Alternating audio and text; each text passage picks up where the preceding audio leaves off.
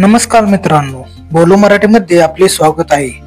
आज आपण गोपीनाथ मुंडे यांचा अपघात कसा झाला ते जाणून घेणार आहोत। गोपीनाथ मुंडे यांचा मृत्यू 3 जून 2014 रोजी दिल्लीमध्ये झालेल्या एका कार अपघातामध्ये झाला। गोपीनाथ मुंडे दिल्ली विमानतळाकडे जात असताना त्यांच्या गाडीला इंडिका कारने धडक दिली। ही गाडी सिग्नल तोडून आली होती। या अपघातामध्ये त्यांना अंतर्गत दुखापती झाल्या, ज्यात त्यांच्या मानेला आणि यकृताला गंभीर दुखापत झाली होती। यामुळे त्यांना हृदयविकाराचा झटका आला आणि त्यात त्यांचे निधन झाले। डॉक्टरांनी असेही सांगितले की जर त्यांनी सीट बेल्ट लावला असता तर कदाचित त्यांचा जीव वाचला असता। या अपघाताची चौकशी सीबीआय कडेही देण्यात आली होती। सीबीआयने या मृत्यूमध्ये कोणताही कट नसल्याचे स्पष्ट केले आणि हा अपघात निष्काळजीपणे गाडी चालवल्यामुळे झाला असे म्हटले। पण काही लोकांनी, विशेषतः एका अमेरिकन हॅकरने गोपीनाथ मुंडे यांचा मृत्यू घातपात असल्याचा आणि ईव्हीएम हॅकिंग बद्दल माहिती असल्यामुळे त्यांची हत्या झाल्याचा दावा केला होता। मात्र सीबीआयने आपल्या तपासात ते दावे फेटाळून लावले